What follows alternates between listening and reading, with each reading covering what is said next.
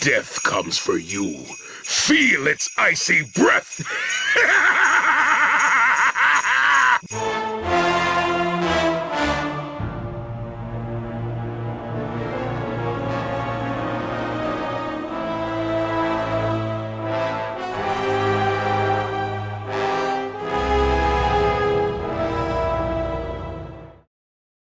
Man, I remember when Com was still with us.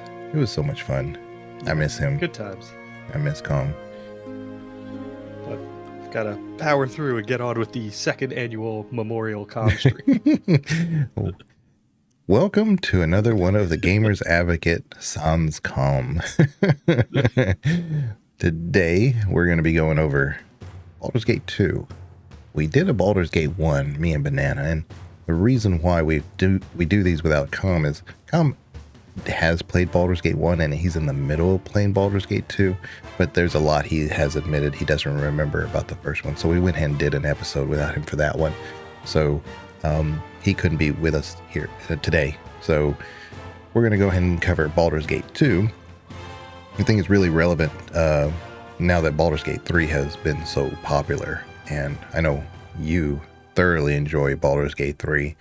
I like Baldur's Gate 3. I had day one early access, and I can't tell you how much hate, and nobody remembers this, but when it was announced and then when it was coming out in early access, it was like, early access, $50 for an early access game on Baldur's Gate 3. It's going to be, it's not even done by BioWare, and it was just, oh my goodness. I couldn't tell you how many times I read about or saw things like, this is a travesty. Don't even bother. Why are they even doing this? And now nobody remembers that stuff. They just remember it. So point is, you put out a good game, all is forgiven. Yeah. I think I definitely relate to a lot of those people who are expecting to be disappointed. Because that's how I feel with pretty much everything anymore.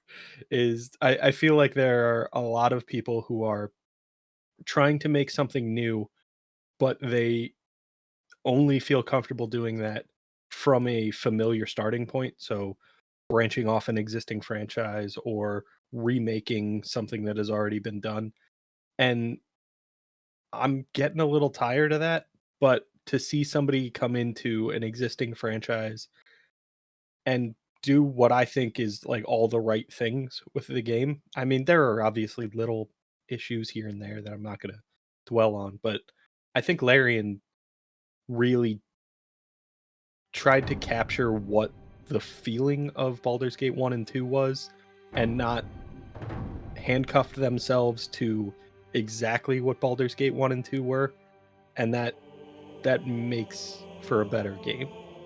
Is you're trying to connect with what actually made the first two games great, instead of guessing and trying to copy everything to cover your bases. Yeah, if you piggyback too much, you get nothing but comparisons. Mm-hmm. And if you're trying to make a game that's wholly unique and modern, then why make it to be exactly like it was before? I mean, mm-hmm. Why associate it with something else anyway? Yeah. If it's going to be completely new. And I did say that after having played day one access for Baldur's Gate 3, and even up to right before it was officially released, we only had access to chapter 1, and I kept thinking, I think I know where the story's going. And I clearly didn't have all the pieces to the puzzle, but I was like, why didn't they just call this whatever and say a Baldur's Gate story? And I think everybody would have been happy with that. But now that I know the full story, I totally get it. I'm not critical of the story at all. Well, but, I mean, it's the same thing that Baldur's Gate 2 did, where Baldur's Gate 2 is definitely a Baldur's Gate game that has nothing to do with Baldur's Gate. So Baldur's Gate 3, in that early access where you're only playing through Act 1, didn't really have much to do with Baldur's Gate. It was mentioned a few times. People were traveling there. The main character might be from there. But you don't get there in gameplay. So it didn't really need to be a Baldur's Gate game. But once we got the full released story and managed to play through everything, played through it on a few different characters, it's definitely a Baldur's Gate game. And it actually has to do with the city of Baldur's Gate. And one thing I did notice about Baldur's Gate 3, what it did early on, is that it constantly made references to Baldur's Gate City, which is, I always thought a bit weird because Baldur's Gate 1 did not do that. It was just a destination for us. Mm-hmm. It wasn't like, I got to get to Baldur's Gate. Well, we didn't know we had to get there. It was just in the area. And so at least they kind of tried to make a unique point of view of how familiar and to the characters that region was. Yeah. And I think that's exactly it, that they did it correctly in that they gave the characters reasons to want to return to Baldur's Gate. For a lot of characters, Baldur's Gate feels like home. They have, their community there, their resources that they feel comfortable with. And they felt better about dealing with their current situation from Baldur's Gate than they did out in the wilderness or whatever. Whereas in Baldur's Gate 1, you don't care about Baldur's Gate. You have no connection to the city. You live nearby. That's it. So it made sense in both contexts for the character to think about Baldur's Gate the way they did. It's just in Baldur's Gate 3, it was kind of set up in a way that you could hype it up a little bit more because the character had a reason. You knew you were going to go there eventually. Yeah. And if you have played Baldur's Gate 1, you'll know what I'm saying. But you do start off in, a fort-sized city. It's the Library of Candlekeep. So you're not really a big area. And then you go into like this small pocket, little woods here, the coastline, maybe a small dungeon or something like that. And you go to like Baragos, which is a fairly large city, but even then, not that big. And then when you go to the reveal of Baldur's Gate City, it's huge compared to everything. And that's what I kind of remember. It was like, it was impactful on the person playing the game. Mm-hmm. Not so much to the characters. Characters didn't really care. But then again, you had so many companions you could get that almost kind of makes sense. They could have been from anywhere. Like many of them, like Edwin. Whereas the characters in Baldur's Gate 3, they are from there. So again, like you said, it ties back to they have a rationale, a reason to want to go back there. And that's why they keep mentioning it, which was kind of interesting because I don't remember my history 100% here, but the original Baldur's Gate by BioWare, I don't even think that they were going to call it Baldur's Gate. They were going to call it something else. And it just kind of just organically became Baldur's Gate, Yeah, I mean, when you think about that title, it doesn't make a lot of sense. Because, I mean, if you're somebody who's not familiar with the series and you just see Baldur's Gate, you're not going to have any idea what's going on in that game. And the term Baldur's Gate doesn't really tell you anything. And then you start playing the game, and for 16 hours, you still don't know what Baldur's Gate is. It's not until you get through Nashkill, you get through Peldvale and all of the Cloakwood, that you finally reach Baldur's Gate, and they're like, oh yeah, you can finally come in now. And then you see the city, and you're like, oh, this is, okay, it's kind of a big deal. I get it. Yeah. And unlike, similar series, Icewind Dale, even Neverwinter Nights, which, there was an original Neverwinter Nights, but BioWare's version of Neverwinter Nights, it was specifically that area, and you spent a lot of time in that immediate area. So it was like there was a direct connection to the title. Baldur's Gate doesn't really do that. Mm-hmm. Yeah, so. It was interesting because of how much of that game occurs outside of Baldur's Gate. And then Baldur's Gate 2, all of it occurs outside Baldur's Gate. And then Baldur's Gate 3, the majority of the game occurs outside Baldur's Gate. It's just that those momentous occasions, those things that really drive the story and that become the history of this world, those happen in Baldur's Gate. Like I said, I don't remember my history at all because I think that there was some pushback on that too. And then because they had already kind of knew from a story standpoint that they were going to move beyond game one. There was development for that. And when BioWare was originally, trying to create the game, they were told by Interplay to make it a little bit more family friendly because D&D, even back then, was considered not good for children and not good for the public. You know, it was the devil's handiwork. Yeah, I remember a lot of that.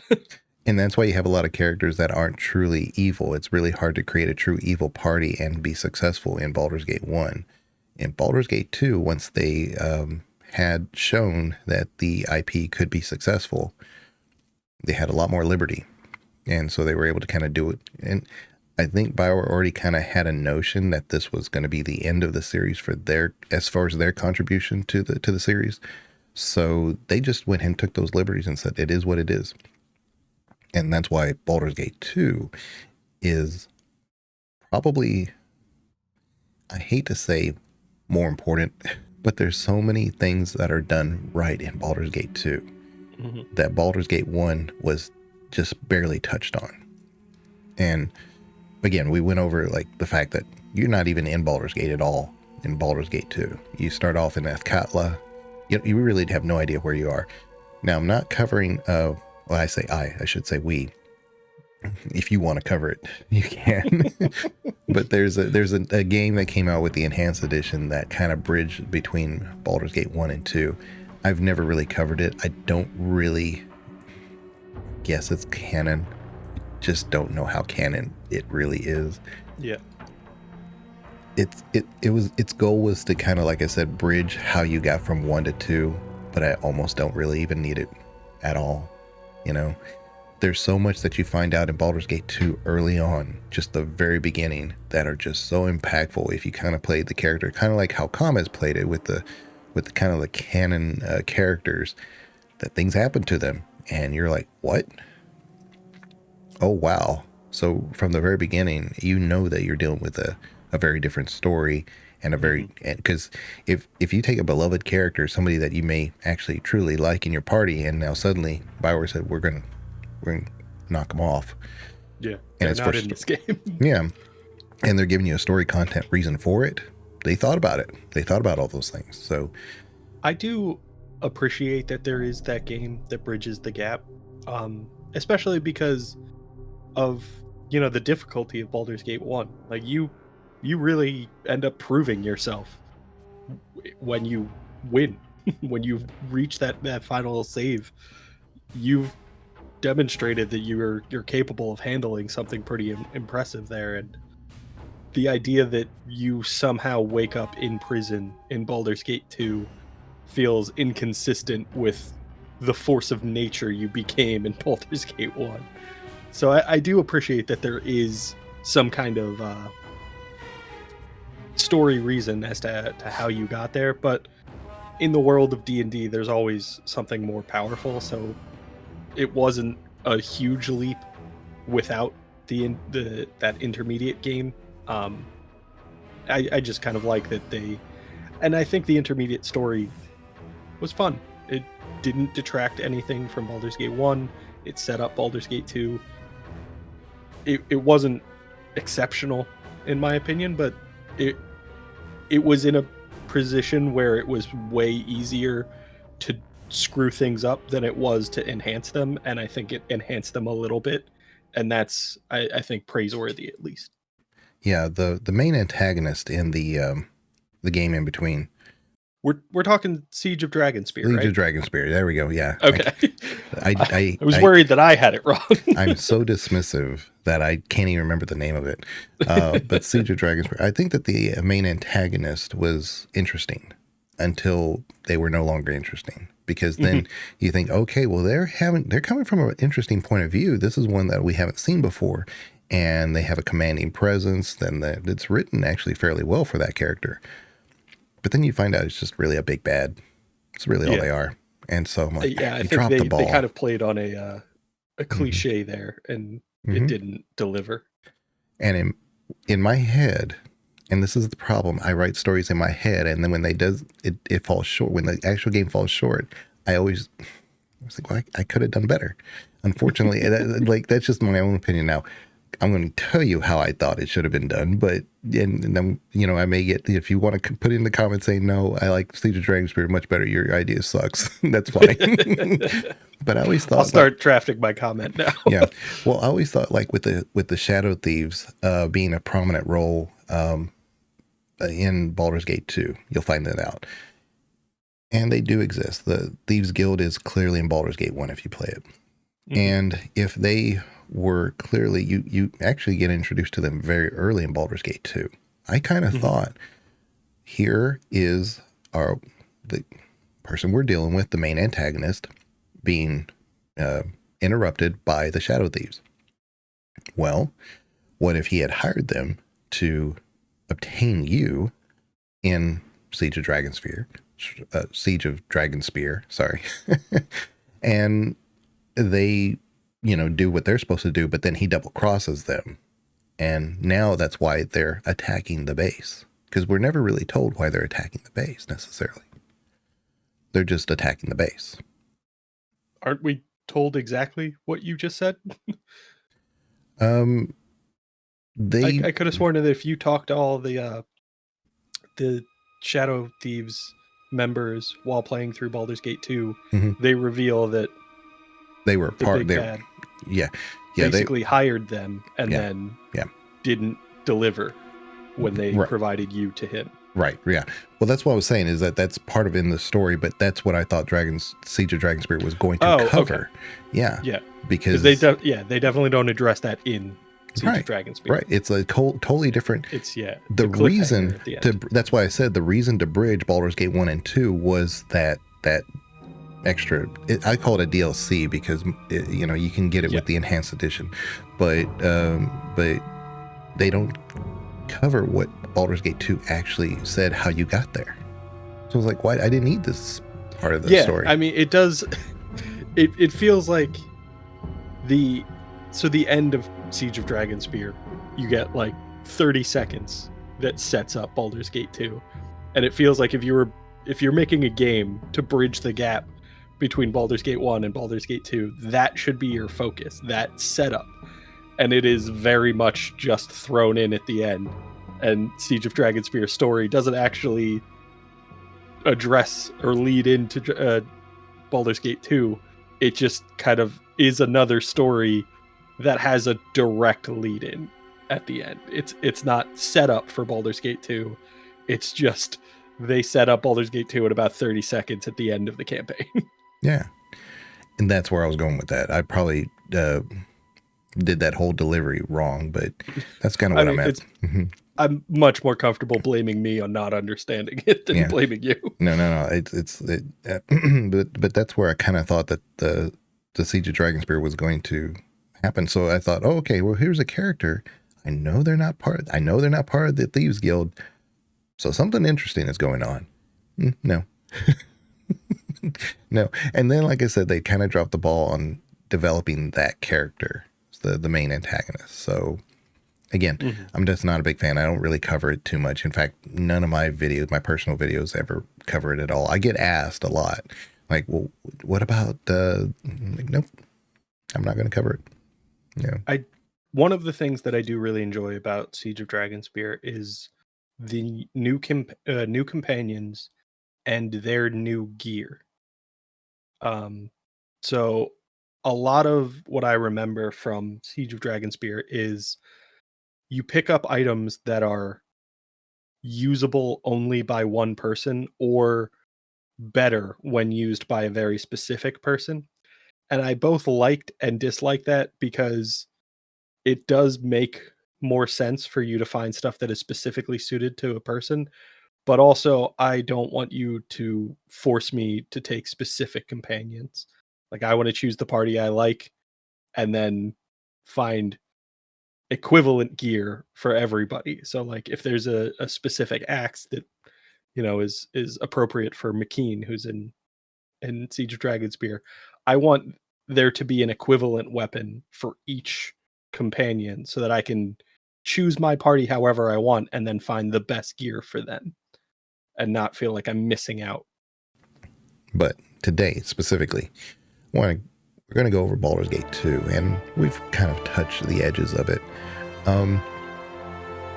But yeah, the only part of Baldur's Gate 2 that I do not like I dread every time I do it, is the very beginning. Nobody likes that beginning area. It's interesting the first time you do it, maybe the second, but man, now they have mods that, skip the whole dungeon where you start off. And I don't know. I don't like playing like that, but I get why those mods are made, because nobody likes it. I mean, it's just too long. If it was half of its size, exactly it's too long for what you accomplish with that time.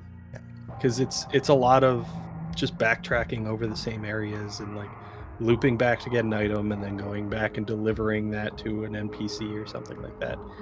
And it's just for the payout of getting out of that dungeon with the equipment you do, it's not worth it. It takes way too long.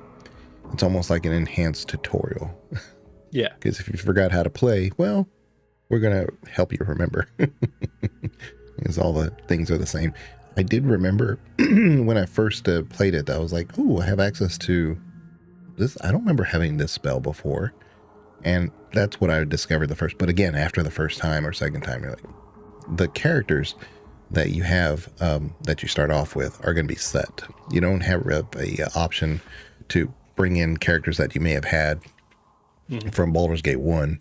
So if you're used to running with, say, an evil party, you're not going to get that party. You're going to be forced to, if there were characters that maybe died in Baldur's Gate 1, well, suddenly they're there. Yeah.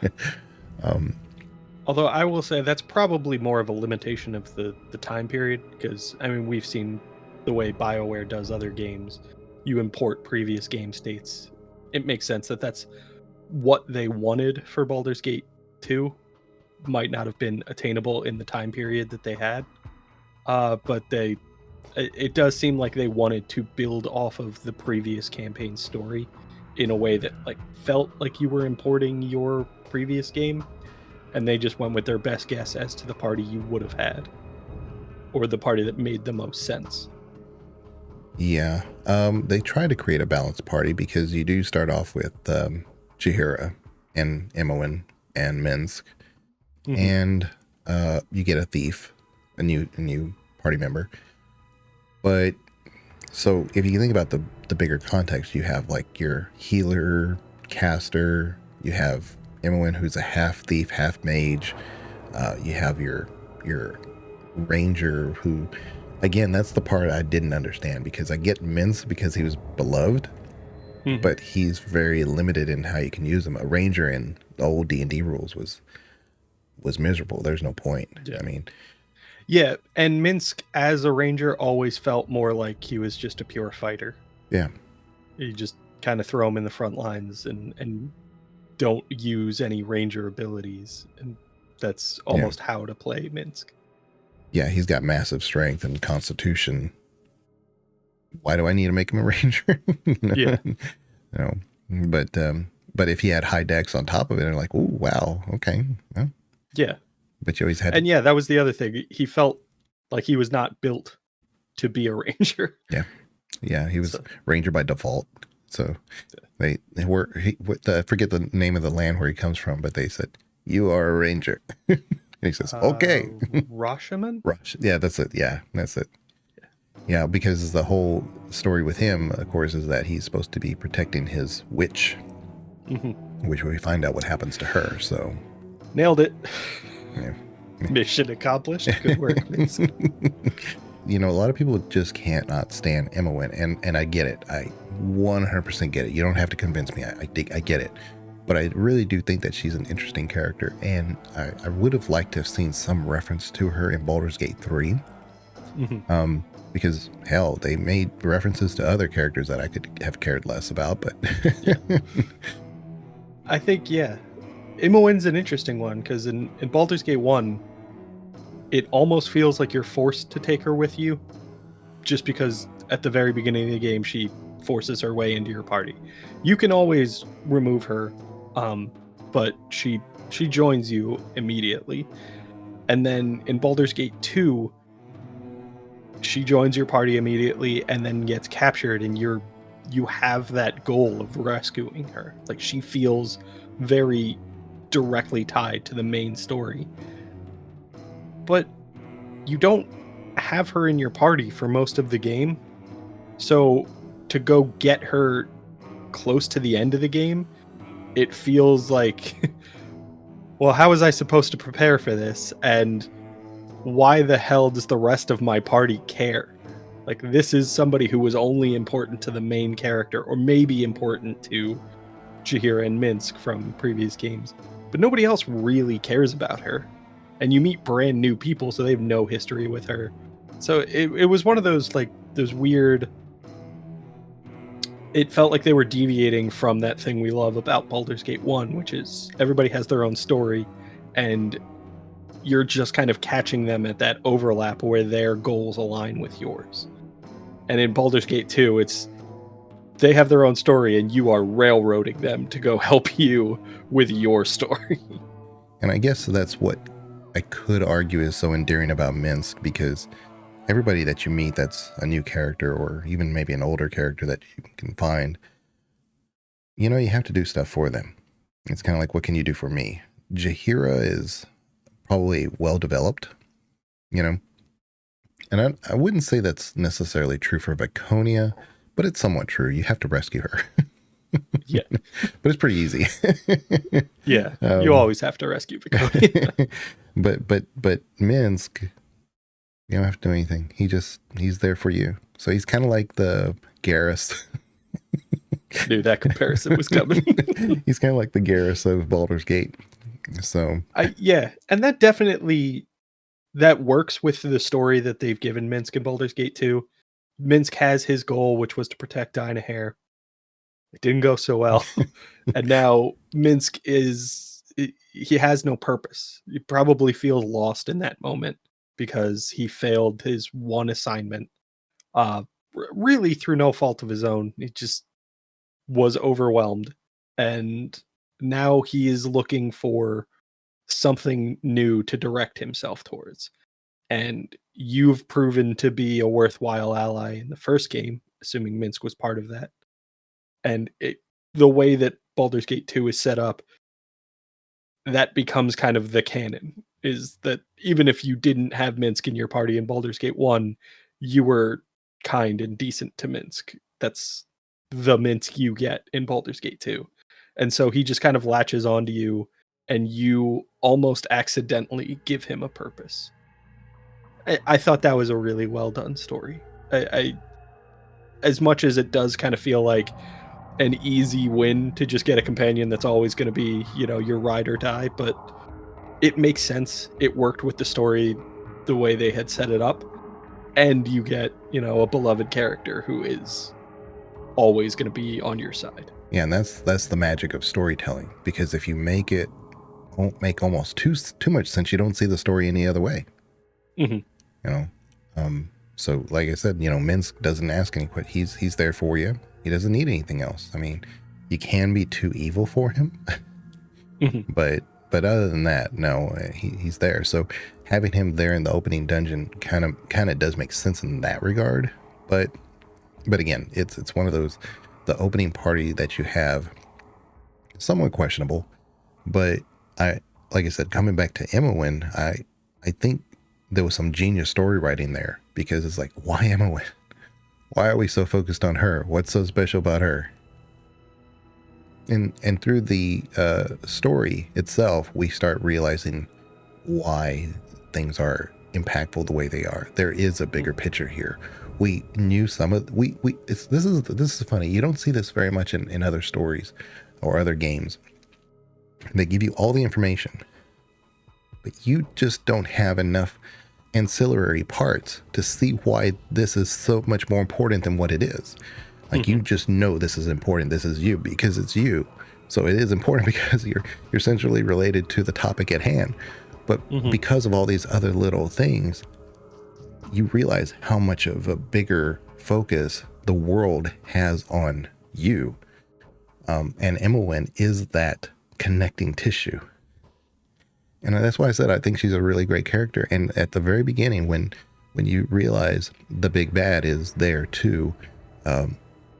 Basically, if I can't have what I need, what I want to do, I'm going to take her with me because she's casting spells, and the mage group of the Athkatla, because you start off in Athkatla, and they're like, okay, well, we're going to take you all to a spellcaster dungeon. And so he gets his way because he's able to at least manipulate the situation where he knows where she's going to be at. But what's so important about her? And that's why I said that's the genius of the story writing of Baldur's Gate 2. There's so many like little things that like once you put them all together, it's like, wow. Yeah. I think in that moment, the first time you play through, it just feels like he's being petty. And he's like, all right, I don't have time for this, but if you're going to enforce this rule against me, you should enforce it against everybody. And it's just another reason to hate that villain. And then as you play through the game, and if you invest all this time to, discover all of the backstory there, you really see why he made that decision and why it was that kind of impressive manipulation for him to downplay what he actually wanted in that moment so that he could get what he actually wanted. And yeah, like you were saying, it's just really well done to have that connecting thread be presented to you at the very beginning in a way that you can't even catch what's being shown to you until you get the rest of the context. Yeah, and I mentioned Athkatla. I love the city of Athkatla so much more than Baldur's Gate. And so it's like one thing to say, like, why didn't we just start in Baldur's Gate? I mean, it doesn't make sense. I mean, just start there, right? The culture is so different. And so you needed a story where you had a mage group that was controlling that city to even start that scene. Because they're the ones who interrupt casters. It's like, otherwise, who cares? It's a situation between these two guys, But it's magic's regulated in Athkatla. So buy a license. You have to buy a license. They don't care what you do with it, but you got to buy a license. Yeah. And I feel like as a kid, that didn't make sense to me. And then I grew up and yeah, that checks out. That's exactly how this works, isn't it? Yeah. That's so funny because again, yes, it depends on point of view, but man, that does make so much sense. Like you couldn't just make that up. That is something based on real life, right? Yep. Well, yeah. This is a world of magic. Think about it. A world of magic where magic is everywhere and you can cast it. You can do whatever. You have the council of the city is headed by mages, but you got to pay for your license. Yep. Yeah. And it's just like you were saying, they don't care what you do with your license. And, we had that, what's his name? I want to say it was like Razamith or something in Baldur's Gate 1. He has his tower and he's doing shady stuff in there and nobody's really bothering him. This is just that taken to its extreme to say that like, oh yeah, you can absolutely do that.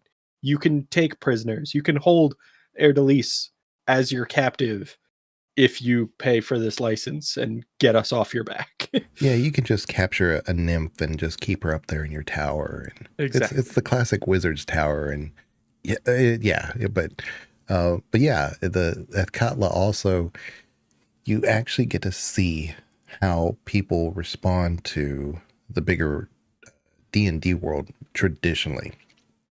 Like when you first meet Viconia, you have to save her because they see a drow. They want to kill a drow.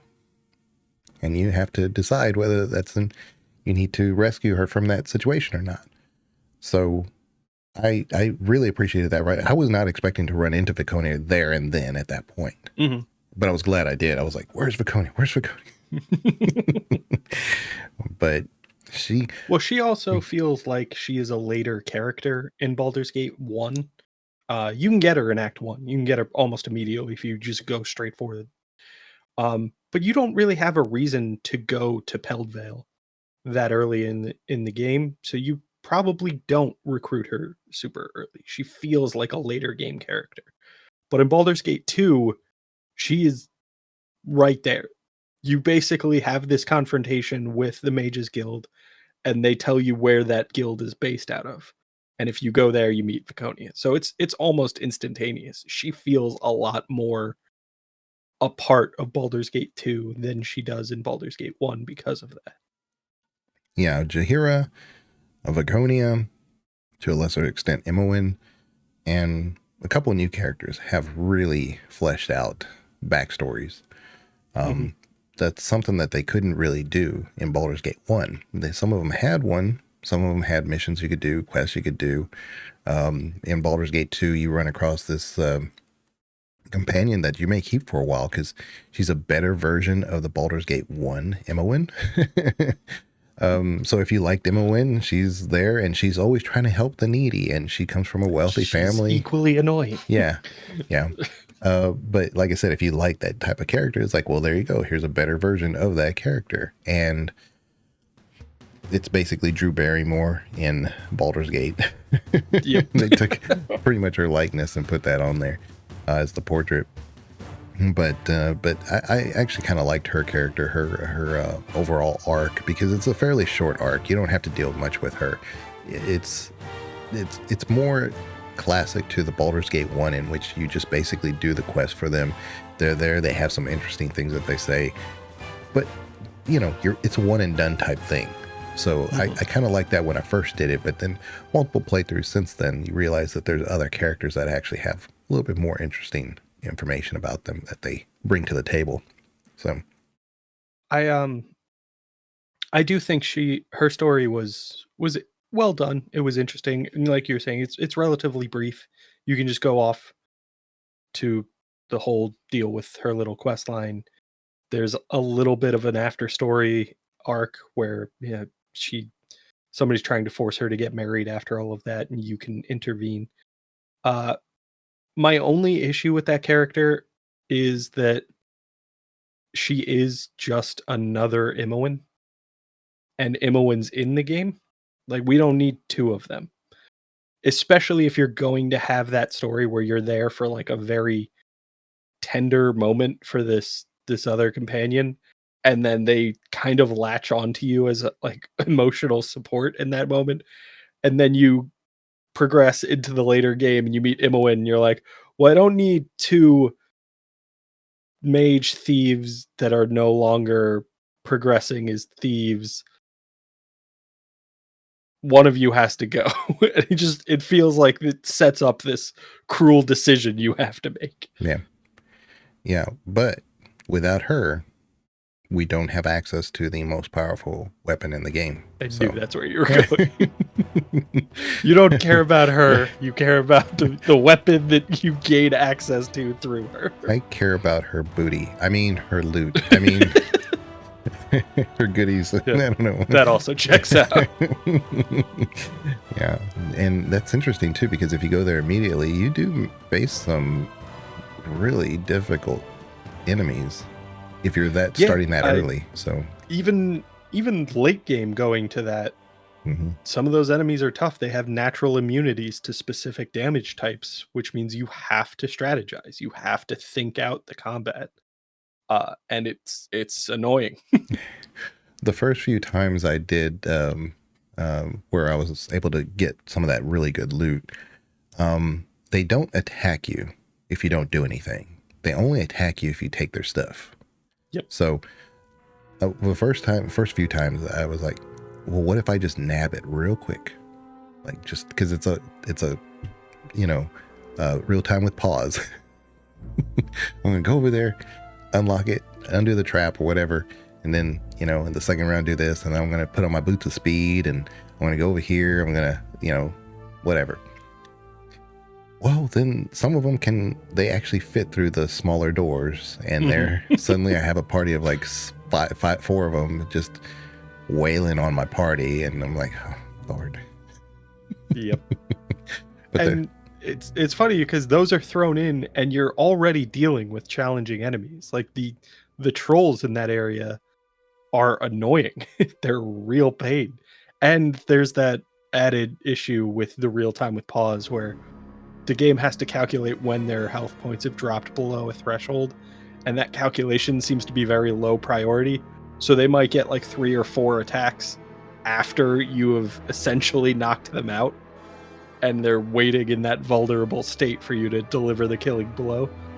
That was what I remember most about that mission, is how many times I had a troll with no health just swinging at me. And I'm like, lay down. Lay down so I can kill you. Yeah, because to finish off a troll in D&D, you have to finish it with acid or fire. And, you know, in Baldur's Gate 3, similar to like the goblins and stuff, you face a group of enemies. Suddenly they all know that you're there, so they all come at you. So that makes sense. Well, these trolls are trolls. They're just kind of like walking around doing their own little thing. Well, they don't care about like the library books and stuff. They're just hanging out. So I totally get the immersion side of it, where like not all of them are going to come at you, but that kind of creates a problem because you can't just cast fireball when you get them all together. Like you could group enemies in Baldur's Gate 3 and tactically do that, but this one you have to be a little bit more resource minded, because like I only have 4 fire arrows. Yeah, I'm going to have to start using spells here at some point. Yeah, and that was definitely another part of the challenge. There is, there's not just kind of like an infinite resource of fire and acid damage. There are, you know, some weapons that permanently do those, but they're very uncommon. They're rare. You have to go out of your way to find them, and then you really only need that final blow to be acid or fire. So there are better weapons for doing that initial damage, and then you have to switch at the end. So it was a very strategic campaign to go through her quest line and liberate that hold and deal with everything there. And then the added challenge of getting all the secrets. And I think you can also, because I don't remember if you don't have to marry her, but you can claim lordship over her thing, and then you get money. The hold becomes the fighter's stronghold. Right, and then you can get money every week, something like that, like 500 gold or something. I don't know, something crazy. So it's like, oh, okay. I did think that was another neat little addition they put in, the idea of those strongholds where, you know, if you're a thief, you could take over a branch of the Thieves Guild. If you're a mage, you can take over Lavok or something like that. And if you're a fighter, you can take over the Arnis Hold. I thought that was a nice little addition. It does seem like some of them are better than others, though. I didn't like managing the Thieves Guild. I didn't like that I had to make choices. But in Darnus Hold, I could just be like, this is mine now, pay me. And that was pretty much it. Yeah. In the background, of course, there's like, you know, serfs, peasants toiling away, having to pay their taxes to you. Yeah, we didn't get into the morality of what it is to be, you know, a feudal lord. Yeah, we didn't cover all that. We saved them from the trolls. That's all you need to know. Yeah, we're heroes. Yeah. You do run across some very interesting companions. Far more interesting than the Baldur's Gate 1 companions, for sure. But I just, you know, if the Baldur's Gate 1 were into for some reason, and it's kind of a good thing that they're not there, because, you know, sometimes like with Mass Effect, you know, Mass Effect 1 to 2, you have new companions, but it's almost like, why? You know, at some point it's like, really, why? I get it organically, that happens, but not all the time, right? But it makes sense in Baldur's Gate 1 to 2 because it's a totally different region. Yeah. It did, when you think about it, it seems a little weird that there are as many carryovers as there are in Baldur's Gate 2 because you're in a different region. It makes sense for Jaheira and Minsc and Imoen because you're all kind of brought somewhere. But like then as you run into other people out in the world, it's like, how did you get here? And like, what are the odds that you ended up in the same location as the main character? So it makes sense to introduce a lot more new characters. Yeah. I just feel like Viconia was tied to me. She is pulled to me somehow. Well, yeah. Nobody's going to argue against Viconia showing up in another game, even if it doesn't make sense how she got there. She like, actually gives a long explanation how she got there. But yeah, I mean, even then, it's like, okay. Yeah. We had to write a long explanation because we just really wanted her to be in this game. But I mean, when you run into, you can run into Garrick outside the Order of the Radiant Heart, and I like that Easter egg is in there. You can't recruit him again, which is fine because he sucked anyway. But I do like that there was that callback to Baldur's Gate 1. I just don't know how how it makes sense, like how Garrick ended up there. You know, you can kind of see the evolution of story writing in BioWare in some characters too. Blackwall in Inquisition is not really well loved at all. A lot of times people just like, oh, he betrayed me and, you know, I can't stand him. I cast him out, or I did this or that. A lot of people just don't like him. But I don't think, and I'm not going to say you should like him, but he does have a compelling reason to do what he did. You know, he actually tries to make amends. He's actually not even asking for forgiveness. He never once asked for forgiveness. He said, this is what I did. And I tried to right the wrongs of my past by taking up the shield of a person who fell, you know, not doing what I want to do with it to get me out of like a get out of jail card. I wanted to do what his life's mission was. But when you have a character like Keldorn in Baldur's Gate 2, it's almost that character in Inquisition's Blackwall in a way, because it's kind of like a natural transition. It's almost like Keldorn is the Grey Warden who fell, and Blackwall is the one who took his shield, because the story is very, very, very similar. So if you don't like Blackwall, that's perfectly fine. But if you do like Blackwall, or if you want a little bit more information about Blackwall and kind of like the ideology of where BioWare comes from as far as like taking up someone's shield and moving on, look into Keldorn, play Baldur's Gate 2, do Keldorn's story, and it is really, really interesting. It's a very human, actually. He's a paladin, but he has a very human story.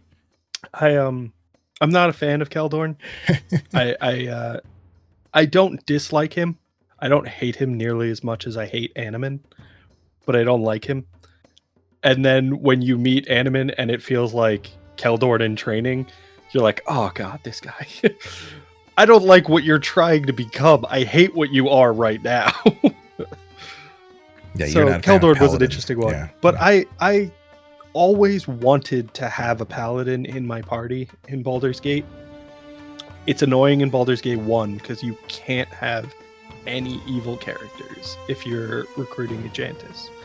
He will throw a hissy fit and try to kill them.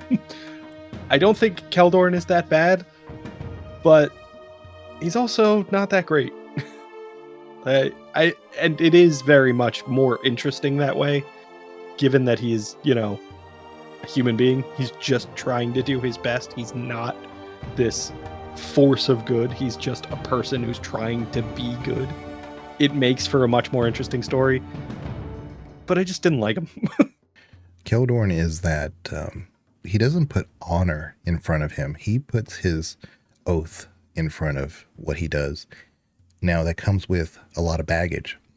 And so he is married, and his wife for several years knows his position and his role.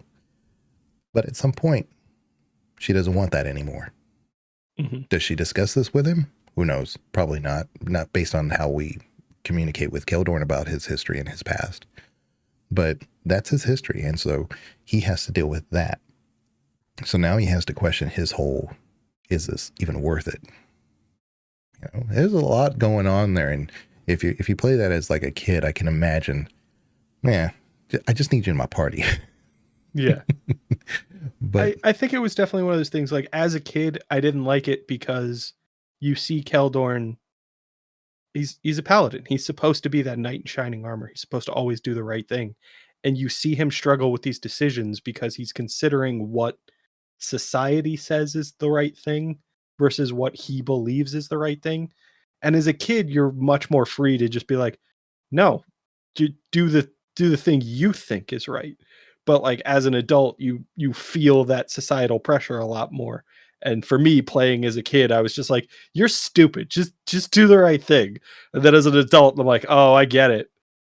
And I also don't want to experience that while playing a video game. I have to deal with that in real life. And that's why I think a lot of people don't like Blackwall, because it forces that type of emotion out of people.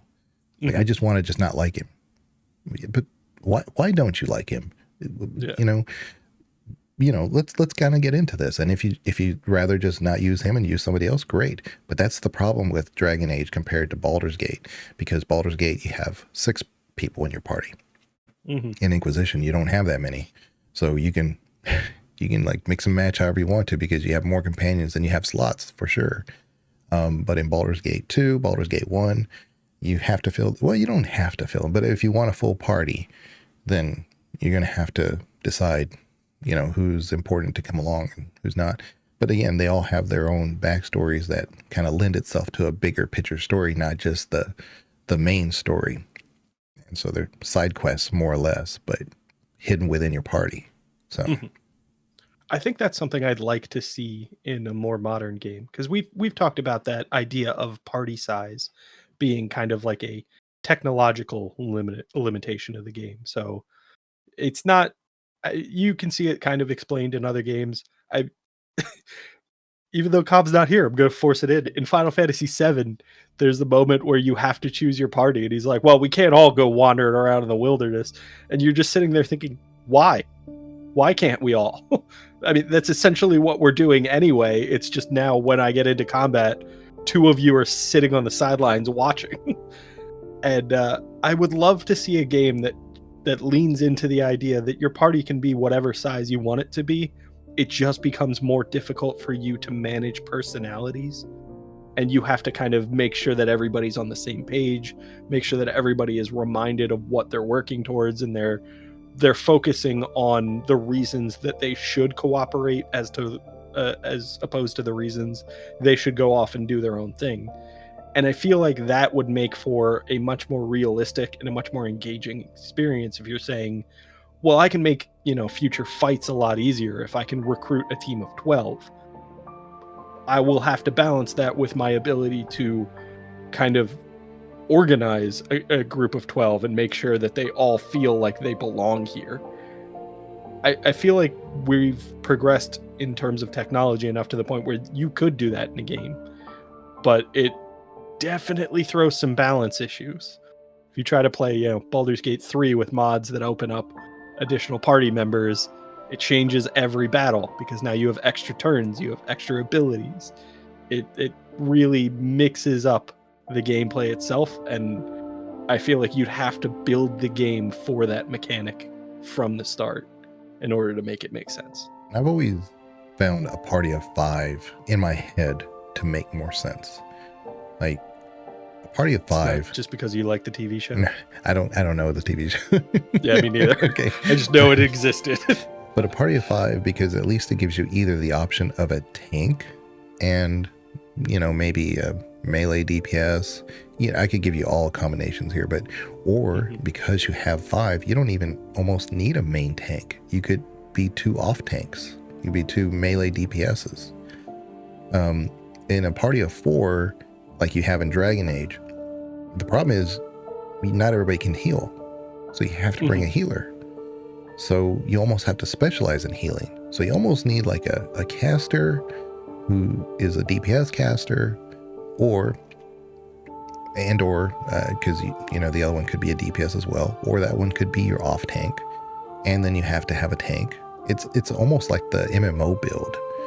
Like, I just don't like that. Just give me 5, so that way it gives me just that little bit of extra versatility. But again, that's why I like Baldur's Gate, because the party of 6 gives me just that extra range. Maybe I don't need that 6 one, but I like 5 for whatever reason. Like in Mass Effect, you only get 3, but it kind of works because it's more squad based. But yeah, I think it really comes down to like the differences between each companion in the game. So in Baldur's Gate, there's a lot of differences between those classes, and there's also the added alignment. So I want a caster, but I also want a caster who's chaotic good or something, so I have to go recruit that person. And then I need to make sure they fit in with, a dex character, a thief or a rogue, something like that. I need my frontline attackers, I need my tanks, my fighters, and then maybe another, ranged attacker, or maybe another spellcaster. There's a lot of versatility in terms of who you can recruit in Baldur's Gate. In Dragon Age, there's really 3 classes. You have your fighter, your thief, and your mage.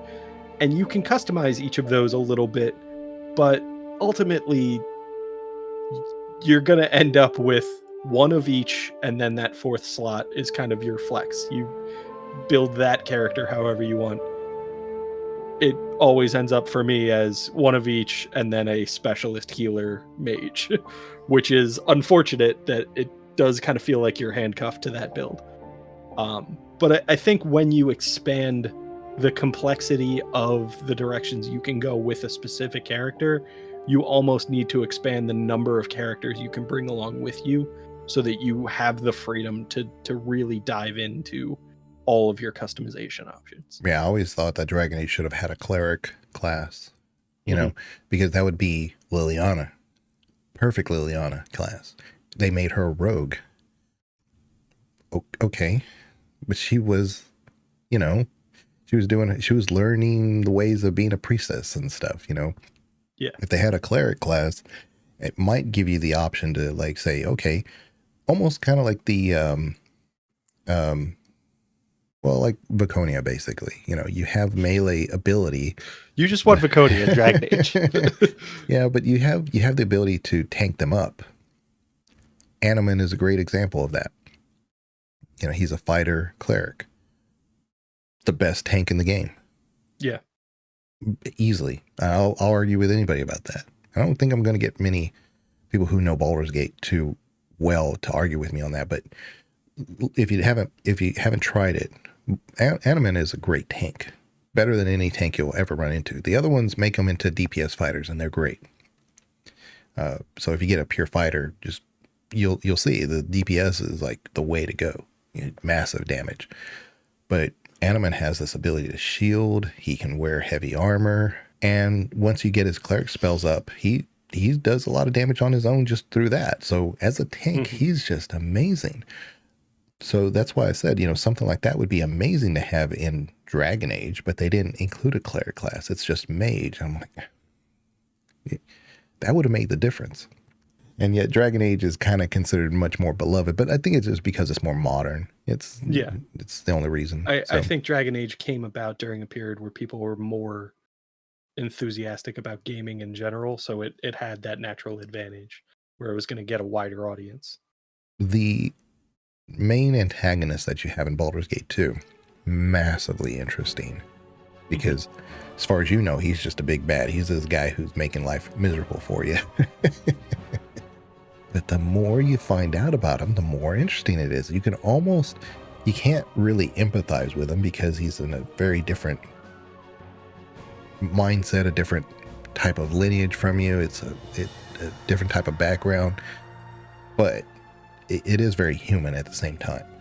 He has very rational reasons for doing what he did, at least to him. And he does make an argument for it. He's actually trying to help his people. And then by doing that, he overworks that and he causes more destruction than anything. And so he doesn't understand why people are so upset with what he's done when everything he did was for his people. But they didn't ask for that, and he just got carried away, and he still can't see forest for the trees. Baldur's Gate 2 does that establishment of the villain character about as well as any other game. I think the other big example I can think of is Borderlands 2, where you're introduced to that villain pretty early in the game, and you immediately hate them. They are insufferable. Baldur's Gate 2 did that very well. I think Baldur's Gate 2 probably did it in a more kind of serious tone, which it worked a little bit more because you got that immediate introduction and you hate the guy. He's condescending. He treats you as if you are at best an inconvenience to him, and then goes on doing his own thing. And that's kind of what they do in Borderlands 2 as well. It's just that in Borderlands 2, the villain doesn't feel nearly as capable. In Baldur's Gate 2, the reason he thinks of you as nothing more than an inconvenience is because you pretty much are at the beginning of the game. You are not on his level. And you have to play through the entire game to get to that point. Whereas in Borderlands 2, it's just another guy with overinflated ego who thinks he's better than you. But it's that setup where you're introduced to them right away. They have done something to you, maybe not even personal. They don't particularly care about you individually. It's just you were a means to an end for them. And that is immediately going to set you up to just be like, I hate this guy. I'm going to take him down. I think Baldur's Gate 2 did a really, really good job of giving you just enough at the beginning to think like, okay, I don't know much about this guy, but I hate him. And if nothing else for the rest of this game, I am content to pursue a quest line that puts me back into a confrontation with him where I can take him down. And like that's really all you need at the beginning of the game. And then they do a ton of world building between that beginning and when you finally confront him again. And that's why Baldur's Gate 2 is excellent. Yeah, and you think of like, this may not be the best example, but I'm going to go with it. Have somebody who has like inherited wealth versus somebody who worked hard to be wealthy. Mm-hmm. They're maybe the same tax bracket, but one is going to look down on the other a little bit. That's Irenicus. He sees you like you have all this for no reason. I have reasons to need what you have. He does. He actually does. His sister Bodhi, another great character. Man, I mean, how many times do you get like a side villain who is nothing more than just a side villain, Yeah. But you can actually even side with her to get where you need to go.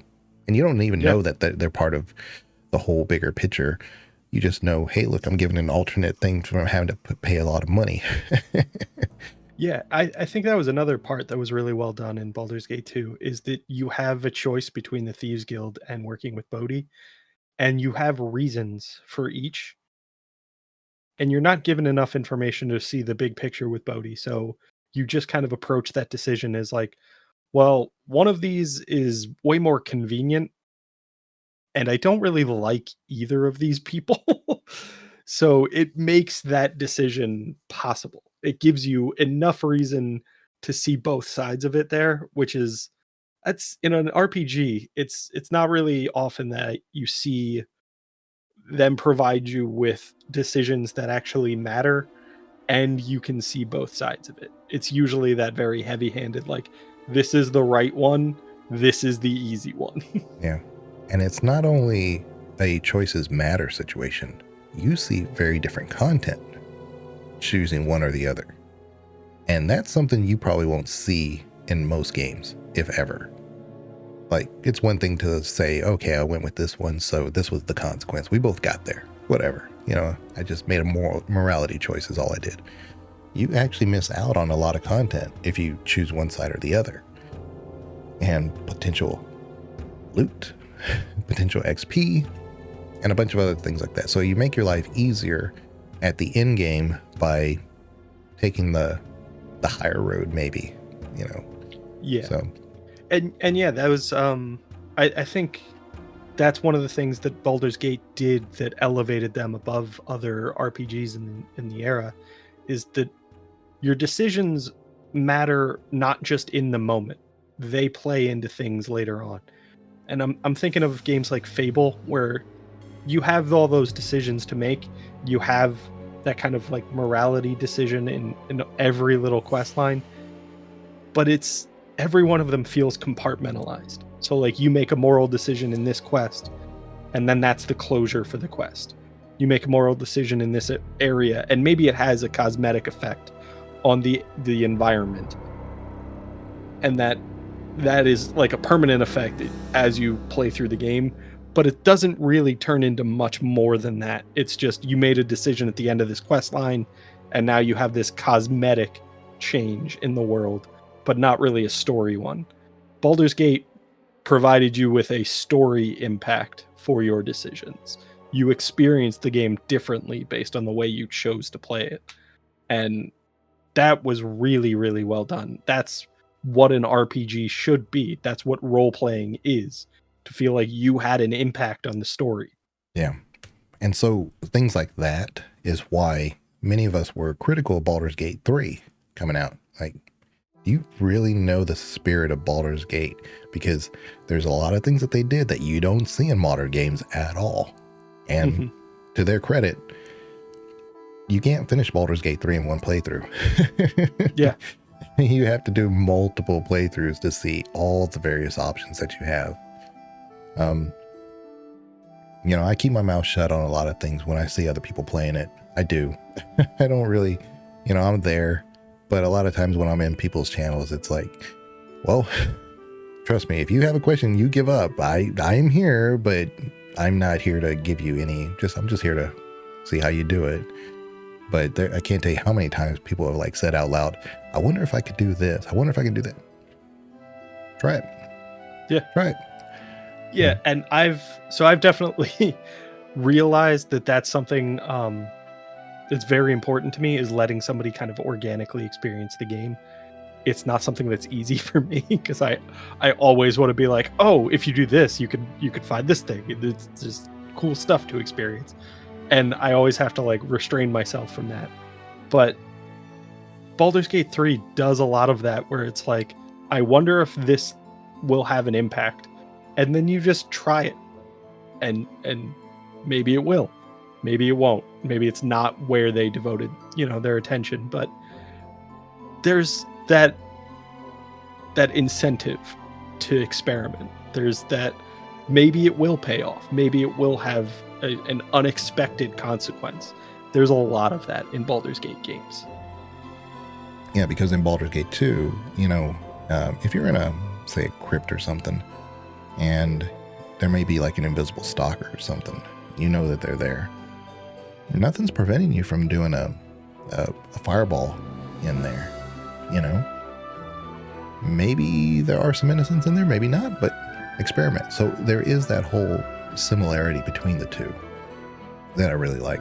It's not so much a choices matter in that situation. It's just a matter of experiment, find out, see what you can do. You can always reload. That's what I love, the fact that there's a save. I'm not, I've played Metroid games. I'm playing Wukong right now. I have nothing against the whole, bonfire save system. But I think for me, and this is just me, you lose a little bit of player agency when the run back is so long for a boss that makes, you've cleared the area. You've done what you're supposed to do.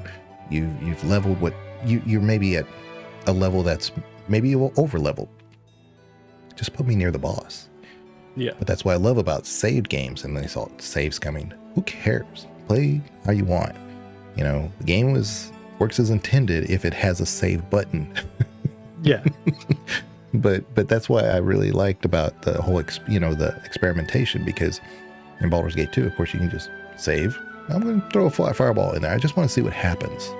Maybe nothing. I'm not trying to get over on a scene. I just want to see what happens there. And you never know, sometimes. I think, that's exactly why that stigma surrounding save scumming needs to go away. For a game like Baldur's Gate, that's the whole point, is you're supposed to experience everything. You're supposed to be encouraged to experiment. You're supposed to see, what happens if I make this decision that I would not ever consider in a straight playthrough. But because I have this option to save the game, make this decision, see its consequences, and then go back, I'm going to try it out. That's the whole point. We need to recognize that playing Baldur's Gate is getting maybe 30% of the game each playthrough.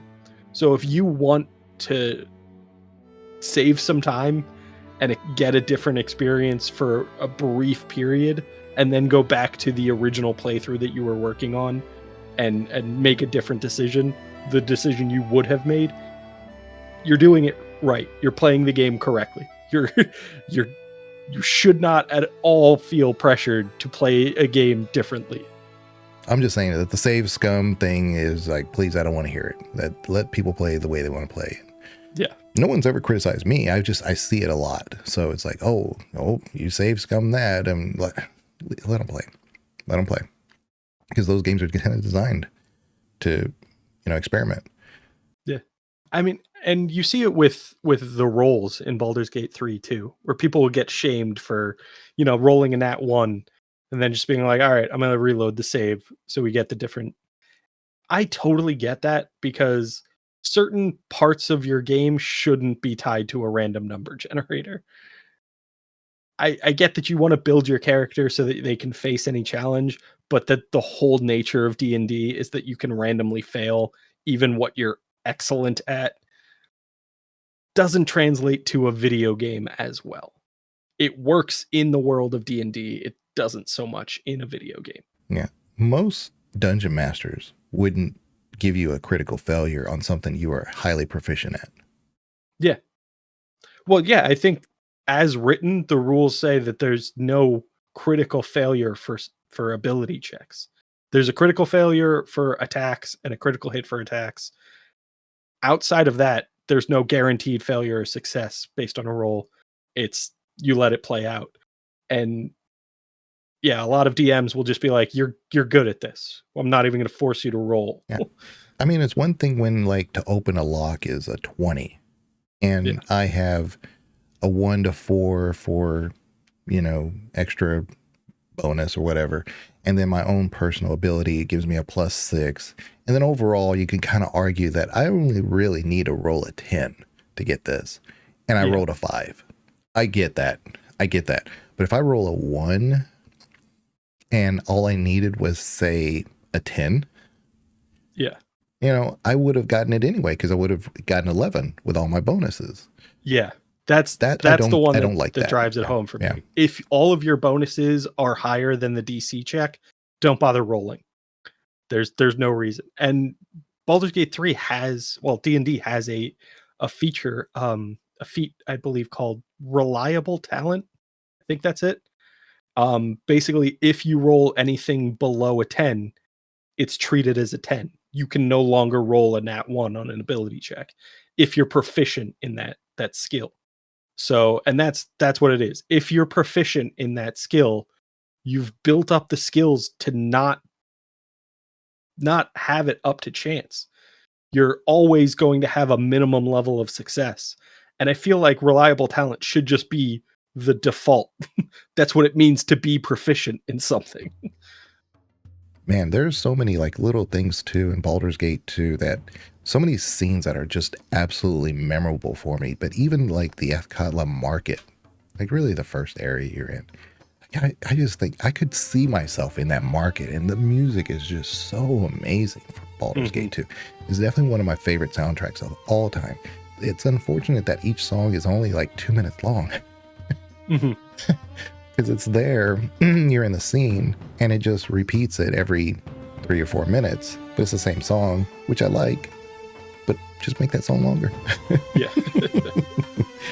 Yeah, I think those, especially like the Athkatla city, the where you are when you start in Baldur's Gate 2, and the different districts there, every single one of those feels interesting. So in Baldur's Gate 1, when you're going through, the 9 options of the city of Baldur's Gate, some of those you don't care about at all. There's like one reason to ever go there. In Athkatla, every single one of those is a place I want to go back to again. There's something interesting about that place inherently, not tied to a quest. There's just something interesting going on there. And every single one of those districts has that. There's something that brings me back to it. There's something for me to be interested in that wasn't there in the city of Baldur's Gate in Baldur's Gate 1. So I think they did a really, really good job of like catching what feels like a pretty minor issue in Baldur's Gate 1 and completely eliminating it in Baldur's Gate 2. They don't hit you over the head with lore either. You have to, when you find it, it's there, but they don't hit you over the head with it even when you find it and you're looking for it. So like I've made a video of the Temple of Joaquin. Like, who is Joaquin? I constantly see him in Baldur's Gate 1 and 2. And now I saw him in Baldur's Gate 3. I'm like, who is Joaquin? Who is that? And they're not really that important.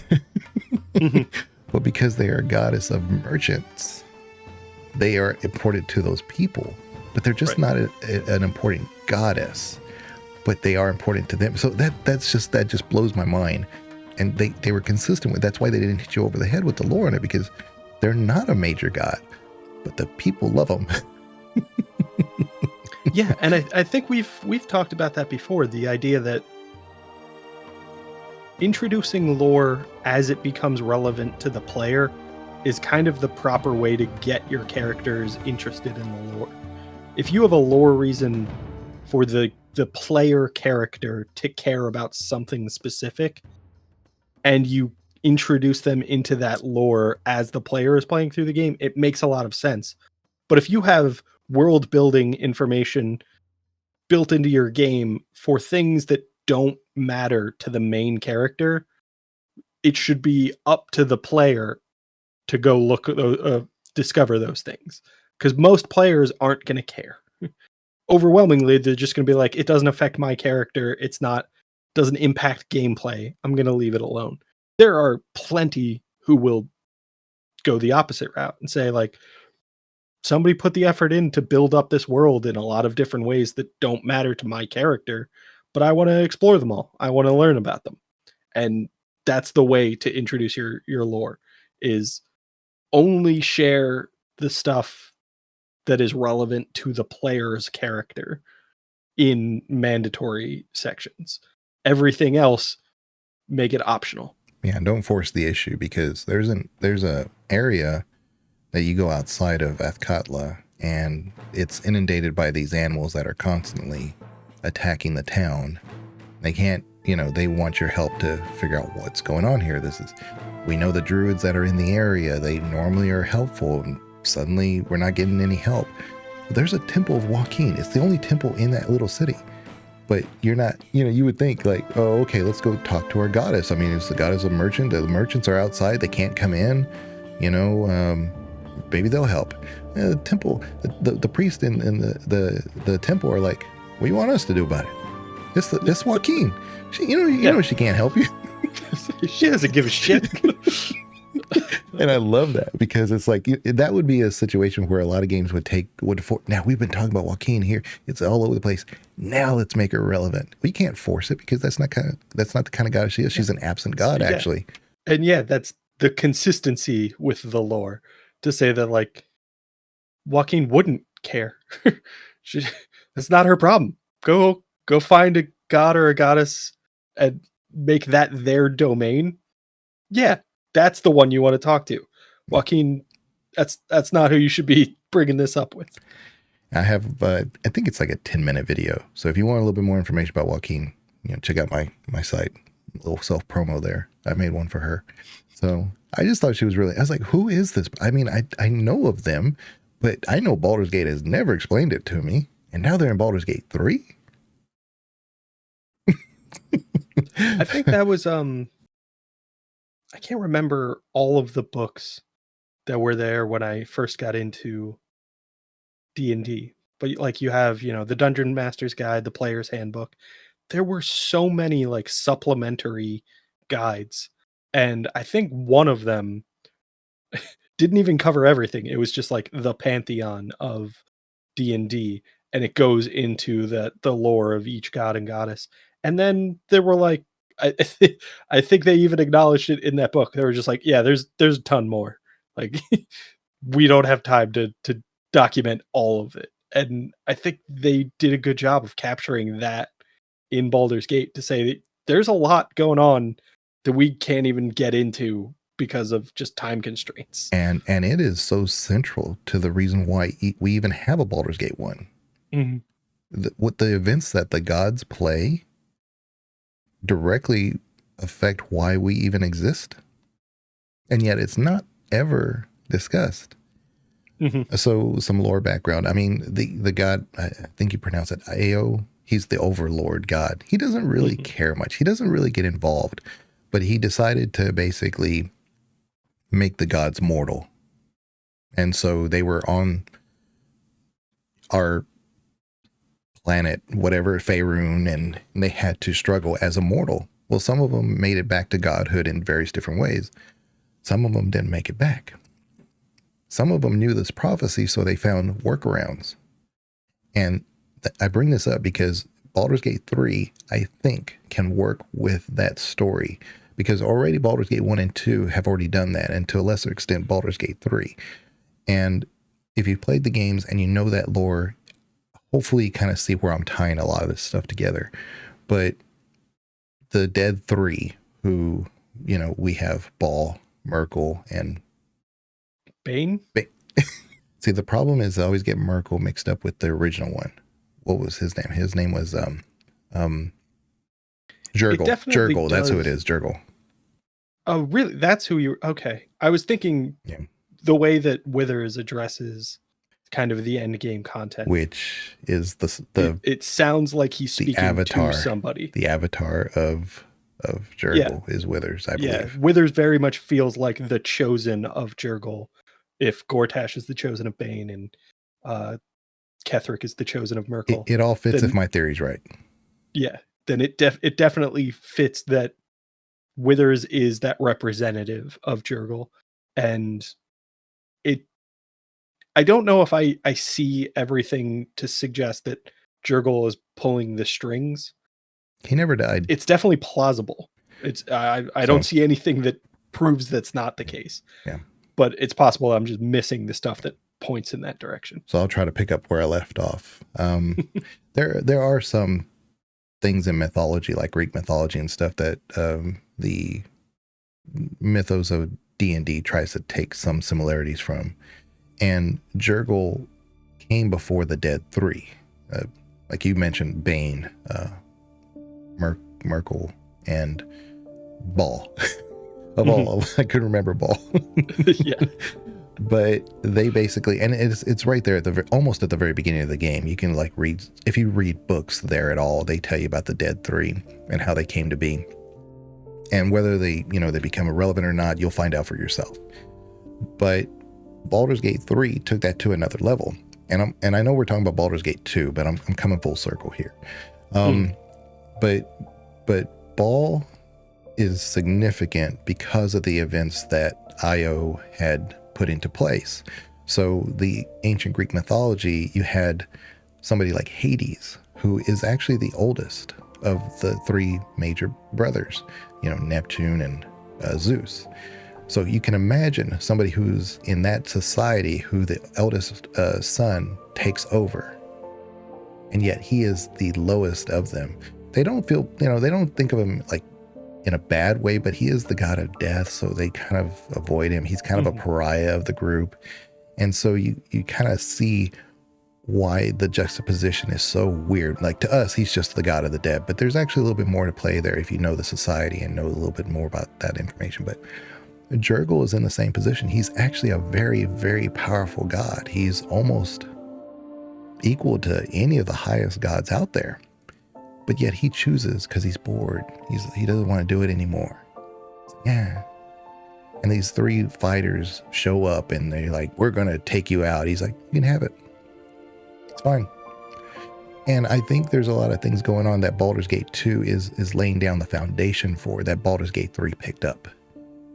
I don't think they finished it. Now that's kind of also where I'm going with this too. I don't think they finished it, because I highly encourage, if you haven't played Baldur's Gate 3, just play it. Just play straight through. Don't let anybody tell you how to play it or whatever. Just play it. But at least at some point, play the Dark Urge. Larian was very specific when the game was coming out at full release, and they said, oh yeah, you want to play as Dark Urge. Trust me, yeah, it's a lot of fun. It's a very interesting playthrough. They kept mentioning it over and over, and I was like, why would they push that so hard just as a kind of a unique playthrough? I mean, why would they just say, well, make sure you play as a druid? It's going to be really interesting because you even start off in a druid grove and all this other stuff. They didn't say anything about all that stuff. Every class, every background, they were like, yeah, you have these options, blah, blah, blah. Make sure you play as a Dark Urge. I still think there's something there related to the bigger story, related to 1, 2, the DLCs. And I think where Baldur's Gate 3 was going. They didn't actually finish it though, but there's so much that happens in Baldur's Gate 3 that are very similar to what we find out about some of the dead gods, because there's a puzzle involved in Baldur's Gate 2 where you're in one of the underground areas and the god is absent. The god is gone. They're just going through the motions. It's such a mood, that area. And anyway, all I'm saying is that I really see the ties between 1, 2, and 3, and how 2 is just that pivot point that's really significant. So you don't have to play 1 and 2 to play 3, but play Baldur's Gate 2. Yeah, but you do. You should. You're missing out. It is a generational game. It is so well done. Yeah, there are certain parts that I think could have been done better. When you go to the prison, where you have to go at some point to a prison, and you have a full party, you have to leave somebody on the outside of the door. I mean, it's kind of, they're there forever. So if you play it enough times, you'll know, hey, look, I don't want to bring a full party here, or I have to bring at least this one character that I don't like. I'll bring him along because that's part of the story, and that's why you have to leave one character out, because that other character pops in. Yeah. Yeah. There are definitely some of those little artifacts in Baldur's Gate 1 and 2 where, you tell a party member to leave your party, and then they just stay rooted to the ground where you left them. And you're like, no, I'm going to burn this place down. You're going to want to leave. There's that, but there's also that there's a wonderful story, and that experience of not knowing when a decision is going to have consequences makes for a great playthrough for an RPG. But yeah, like we've said, if you have the time, a story mode playthrough of Baldur's Gate 1 and 2 is worthwhile. Even now, it's a great story. If you don't want to master the combat, totally get that, because they're both challenging games. They both force you to learn the mechanics of the game and get good at them. So if you want to drop it down to that story mode just so you can get the story, do it. I fully support a story mode playthrough of both of them, because they do a lot of setup for Baldur's Gate 3, and there's even the stuff that doesn't feel as connected. It's worth listening to. It's worth experiencing at least once. Yeah, there's several games that I could clearly say, hey, look, if you want to play it for a tactical reason, because a lot of people still play Baldur's Gate 1 and 2 for a purely tactical reason. Like they make a extremely hard challenge doing it. They say, hey, look, the hard setting that's in Baldur's Gate 1 and 2, that's not hard enough. We're going to make it harder. Everything's going to hit you 4 times as hard. I'm like, and we're going to do no death playthroughs. That's fine. Hey, that's the way you want to play, have fun with that game. But again, these people have probably played the Baldur's Gate even more than me and Banana combined. So yeah, those challenge runs don't appeal to me at all. I fully support them if that's what you want to do, but that's not for me. Yeah. But I mean, I don't, I just play how I'm a big advocate of play how you want, the way you want to. If you want to play with full mods, I think I sent you a funny little one on Baldur's Gate 3 where you were a Kurotoa character. Oh, yeah. Yeah, I do remember that one. That was pretty good. Had a love scene with Astarion. Hey, if that's the way you want to play, go for it. You're a fishy. I feel like there are some rules that you would lay down that, like, play how you want, but if Viconia doesn't live through Baldur's Gate 1, you're doing it wrong. Yeah, my heart's with Viconia so much. Oh, yeah. Definitely one of my top 3 NPCs or companions, whatever, of all time. And her character definitely gets fleshed out in Baldur's Gate 2 quite a bit. And then completely abandoned in Baldur's Gate 3. I'm not that was a disappointment. So much is there. So much is there. I could even argue that she's the canon romance in Baldur's Gate 2. Because you can't romance her. And so if you think about like what you can become at the end of Baldur's Gate 2, again, I'm not going to spoil that, but what you can become fits in so well with her end story, because it does roll credits at the end of what happens to your characters afterwards. So no matter what you choose, whether you're with her, not with her, you romance her, not romance her, pieces fit. Well, Viconia, the pieces fit there as far as her future after the events of Baldur's Gate 2. And the romances in Baldur's Gate 2 are fairly limited. They're very heavy-handed toward a male player character. Way it is. I didn't write Baldur's Gate 2. I'm sorry, but yeah, the romances that you get are really interesting. The companions struggling against themselves, and you just kind of fall into romance. Yeah, which is very natural. Whereas Baldur's Gate 3, it's like, hey, there are runs of like how fast can you romance somebody into a sex scene. Yeah. So, but Baldur's Gate 2, you have to work for it. You have to work for those things, because even just giving the answers that you think that they want to hear won't get you there. Mm-hmm. You have to play the way you want to actually interact with that person to really uncover. And that is a sign of really excellent storytelling. Yeah, and I think they went further into it in Baldur's Gate 2. So it's still oriented in that way where it's, male player characters prioritized, and you can start that romance accidentally, but there's a lot more calculated in Baldur's Gate 2 to say that like there's not just the correct answer and the wrong answer. There's a lot of different variation there. Yeah, someone like Jaheira is a little bit more straightforward, even though there's a ton of dialogue. Mm-hmm. But like Viconia, whether you play as an evil character or a good character, you can actually organically get there with how you want to answer. And each pathway, her responses are pretty on par with what you would expect. And like I said, I think it's one of those choices matter type thing that if your goal was to romance her, you can get there. But the method of how you got there and her attitude towards you is very different in the two different ways of doing it. Mm-hmm. I was a little surprised by that, because the first time I played it through, I didn't romance her at all. But in later playthroughs, I started saying, well, let me just do it as a good character here. And that wasn't working until I started working the knife a little bit.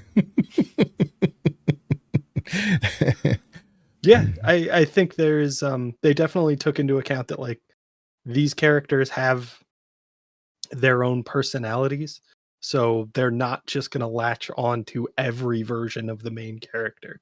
You have to kind of be the person they want to be in a romance with in order for that romance to work out. And I mean, that's absolutely how it should be implemented. You can't just force everyone to like you. Yeah, and like I said, I haven't romanced anyone at all in Baldur's Gate 3. I just none of them really appealed to me. And then, like, when they started doing extra stuff with Alfira, I was like, I like Alfira. That would be one. Like, if I could put her in my party, she'd be there all the time. Haven't done it, but I would love to see that as a full, even if she don't ever say nothing. Just put her in the I party. had to put in the extra effort to keep her alive in my Dark Urge playthrough, and managed to get away with it, but like the payoff isn't there. It's just that she's alive. Yeah. She's very interesting because Alfira, and I know this isn't about Baldur's Gate 3, but she's very interesting because even if you kind of like do her stuff, which is very minor, you get to go to the Elf Song Tavern. And what's so significant about that is that she's not playing inside the Elf Song Tavern. She's playing on the roof. Lore consistent. Mm-hmm. It's like, because there's no music in the Elf Song Tavern besides the spirit of we think it's an elf or something. And so she's on the roof doing her thing. It's a little nod to the story, to the old story. And you wouldn't know that unless you played Baldur's Gate 1. But I was saying, like with Jurgle, you have the Dead 3. Baldur's Gate 1 and 2 obviously don't go over Bane and, Merkel. Yeah. So that's why in 3 had to bring him back. And I thought that was somewhat significant because otherwise we're just talking about Ball. Mm-hmm. It's always just been about Ball. Right. Why are we talking about Merkel and Bane now? That's why I'm thinking we have to have a relevant reason to bring them back in order to kill them completely. Yeah. So that Jurgle can now take his position. Because there has to be a god of the dead. Yeah, I mean, it definitely makes sense that they kind of introduced those 3 in Baldur's Gate 3. Maybe not even introduced is the right word, but they highlighted those 3 to set up a storyline that is related to them, but doesn't focus on them. Yeah. So Dark Urge with the background of a ball spawn makes all the sense in the world. Yep. So you can't be a ball spawn. I feel like we've talked about that, and I feel like that is the canon Baldur's Gate 3 playthrough. I'm not necessarily the good, resist Dark Urge or the embrace it Dark Urge, just Dark Urge. Just a Dark Urge, yeah. Yeah, because you have to have a reason to have that Dark Urge. And what is the connective tissue in all this? Ball. Yep. Yeah. I don't know. It seems like it's all there. And since it's always been about the hero of those stories as a ball spawn, it makes sense that if a DLC were to occur and you're facing Jurgle as the ball spawn, there we go. I mean, yeah, it definitely... I feel like that gives more reason for Jurgle to even care. It's the idea that, like, you're the spawn of somebody who has already opposed him. And maybe that conflict didn't play out because Jurgle just stepped aside, but there's something there. There's that connection. What about any characters that you absolutely dislike as far as companions go? I mean, for me, I want to say Nira, but she is pretty useful. So I don't like wild magic at all, but I have terrible luck. That's my whole thing. It always backfires for me. I like the character of Nira. I like her storyline. I like all the stuff that you can do with her. I don't like her as a functional companion. I don't like a wild mage in my party.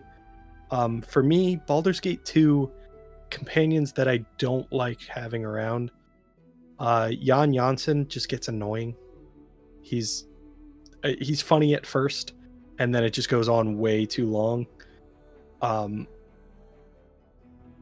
Outside of that, like, I think they're all pretty solid. I don't think there's too many people that I'm just genuinely against having in my party.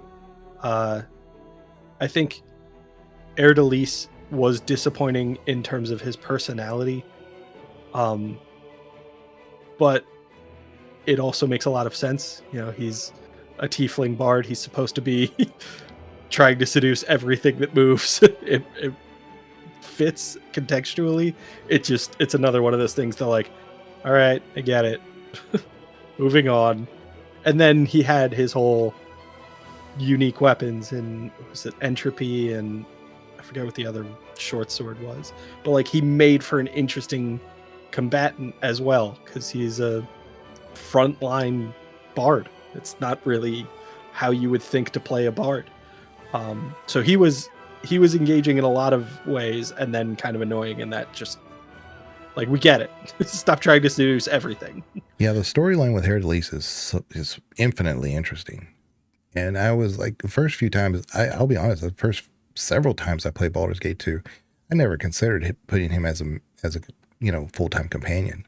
Mm-hmm. But then once I did, I realized, wait a minute, he's a little OP. Yeah. He is low-key overpowered. And they don't suggest that. You just discover that by playing the game. Yep. Where'd this come from? I could have had him this whole time and been like going on easy mode. But... Well, it's also interesting because you get him, and if you immediately like recruit him and then go into his quest line, you get armor that is perfectly suited to him. And it's just like, right out the gate, you're like, yeah, here's this this character who has some unique abilities and has some cool weapons. Also, here's armor that makes them work in the context that makes them very viable in combat. So there's a lot of encouragement to play with Erdelis immediately upon recruiting him. It's just that kind of... I think it's the confidence, like the confidence bordering on arrogance. That is something that is always unappealing to me in every companion. And Erdelis definitely has that. I see a trend here, Erdelis, Animan. You just don't like those type of characters. I get it. Yeah. Nothing wrong with that. Yeah, you like to see them struggle with themselves and then discover themselves through that. Yeah. Yeah. I get it. I don't know. I don't know if there's any characters I just absolutely dislike. Nira, I like Nira until I do her quest. I don't like her quest, her side quest, her personal quest, whatever. Mm-hmm. It's like, I'm doing all this for what? To have you in my party? Yeah. It's just, they said the payoff is that she's there, but she's always been wanting to be with you anyway. So why do I have to do something extra to work for? It's like they kind of missed out on the spirit of what made the companions work. So she's kind of throwing herself. So like Viconia, she says, wherever you go, I will go. I know you. And Nira knows you from Baldur's Gate 1. So why are we working so hard to keep her in our party? I get that she has troubles. I get that, but you should have made it so big as a side quest. But I think, I agree with that. So I love the part of her side quest in Athkatla.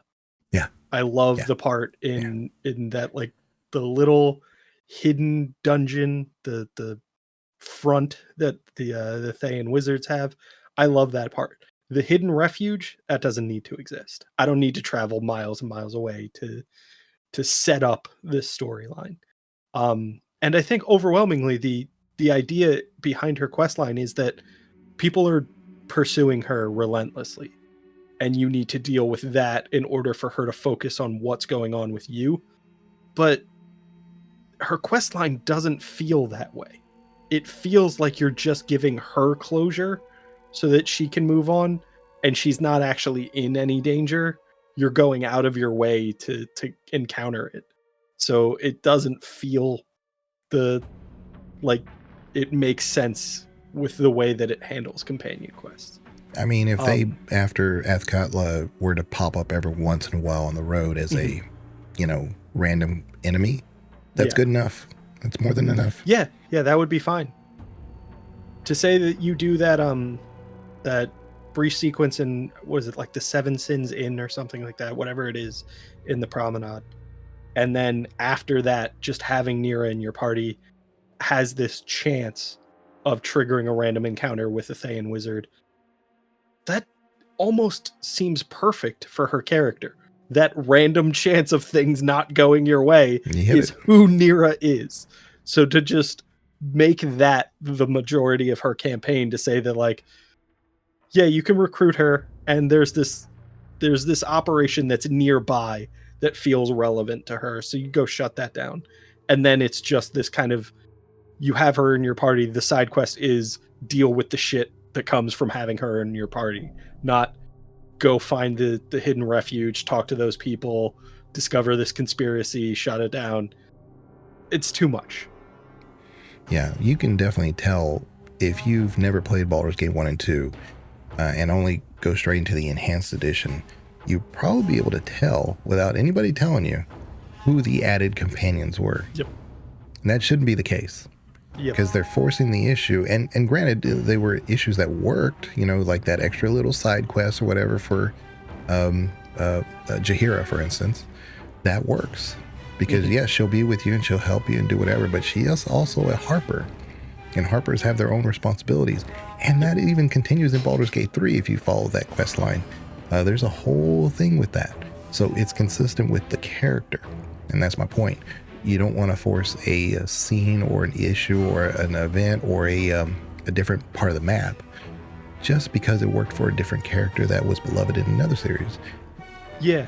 I think that's really, that's the identifying factor for all of those enhanced edition characters is their companion quests are injected into the game. They had to create new assets for them, so they don't feel like the other companions. You're not doing this one little minor thing here and there to keep them around or to keep them satisfied. You have to go out of your way for Rasad, for Dorn, for Nira, and they had to create a whole new area for you to do that. And then because they created a whole new area, you had to create a much larger quest line to justify the new locations that you came up with. And it grew out of control. But I do like Nira a ton more than I like Dorn. Not because Dorn is not a useful character. He doesn't make sense. You look at the D&D side of things, he does not make sense. He doesn't fit.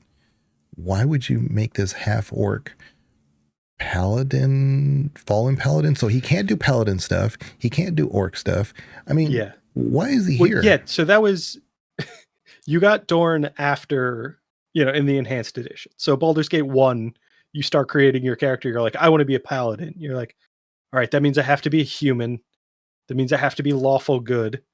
And if I fail to adhere to the lawful good part, I lose my paladin abilities. And then they introduced Dorn, who's a half orc evil paladin. You're like, none of that was available. Why can't, why do you get to do cool stuff that breaks the rules, but I can't? And that's not something you want your players asking in a game. Like, why is this outlier available for you to make, but I can't make my version of the character I want? And they're just not the best at any of those things that I just mentioned. Yep. So yeah, like I said, I not that I don't like Dorn, he's not useful at all. Whereas Nira is infinitely useful for me. I mean, so... ultimately, Dorn comes down to just being useful as a two-handed sword user with a unique sword. Like, that's it. After that, he's just another fighter. The paladin abilities don't really do too much. His story is interesting, but his combat is not. One of my favorite characters in Baldur's Gate 2 is actually not a character necessarily, but it's the talking sword. Oh, man. Oh, yeah. Yeah. Oh, man. I will do that puzzle 1,000 times if I play Baldur's Gate 2 1,000 times. It's worth it. I love that talking sword. Yeah, that's a good one. What are we going to go fight? Something? Come on, let's go get it. It's funny because I think that was something else that Borderlands 2 did. Mm-hmm. And it was fun. They did a very different spin on it. And essentially the talking gun that you got is just more of an annoyance than anything. But it's another callback to say that, like, yeah, there's this enchanted weapon with a mind of its own. And it will speak to you and engage in conversations about certain events. And think about it. If you were to create a game story with a talking sword, it probably is going to be, noble, or it's going to have this enlightened point of view. Oh, no, this guy is very surface level thinking. Let's go kill some. Yep. And, but I think also Cyberpunk did one. They have a talking gun in that one, and it's very memorable. I love that little talking gun. It's unfortunately... Well, this isn't a Cyberpunk thing, but I'm not going to give any spoilers for that. But I love how they integrated talking gun, and because it's a little bit more than just, okay, I have this gun and it talks to me. There's a story for that one too. Yeah. Yeah, and it makes sense in the world of Cyberpunk. Like, to have a talking gun suits that world very much. I mean, you make a friend with a vending machine pretty early on in that game. Like, it fits. So I wholly support that. And it fits in Baldur's Gate too, to say that there are these enchanted weapons that have maybe the soul of somebody in there. Maybe the soul of somebody pretty average, nothing special. I haven't finished it. I do need to go back and play more. That's another one where Com accidentally romanced somebody. He was all bitter about it. I can't believe they made me do that. Was that Meredith? Yeah. Meredith Stout. I feel like Com's just not paying enough attention. Yeah. Because that was one of those things where, like, I knew exactly what I was getting into. Yeah, he's like, oh, here's my number, and here, meet me at the No-Tell Motel at blah blah blah. Yeah, the No-Tell Motel. You couldn't piece it together, Com? Yeah, we'll just a chat. Let's just have a chat, a business meeting. I'm gonna go ahead and blame Com on that one. Like, I was with him on Liara because it feels like you could accidentally stumble into that relationship, but this one's all on Com. Yeah, you know what you're getting yourself into with Meredith. I mean, Com's romances in game are, I think, very similar to his IRL. I mean, he just stumbles into romances all the time. He's just that suave. And so, but yeah, Baldur's Gate 2, go play the game for sure. It's Definitely worth playing. I've said it before, it's a generational game. I think it's one of those. And if you find a way to play a character who is not Mage Thief, let me know, because that's every time. Every time it comes back to me making a character, I'm like, Mage Thief. Yeah. No, I do Thief a lot. Just pure Thief. If they made Cleric Thief, if they allowed you to customize the menu bar, I would play Cleric Thief so much, but they don't. And navigating to your Thief abilities is a pain in the ass. And you use them so frequently that it's a pain in the ass I'm not willing to deal with. And I will say, too, that in Baldur's Gate 2, it does force you to have a fairly, doesn't have to be exact, like super balanced, but it does force you to have a balanced party.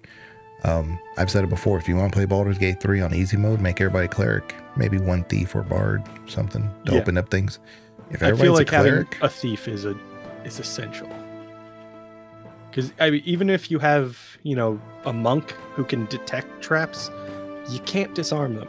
You need a thief for that, and that's a little inconvenient, but also it fits the game to say that, you should probably strategize a little bit. Yeah. If you have the blades, in Baldur's Gate 3. Was it Storm of Blades? It's something. I mean, basically, you could just be a cleric. 5 clerics in a party, or a party of 4, right? Yep.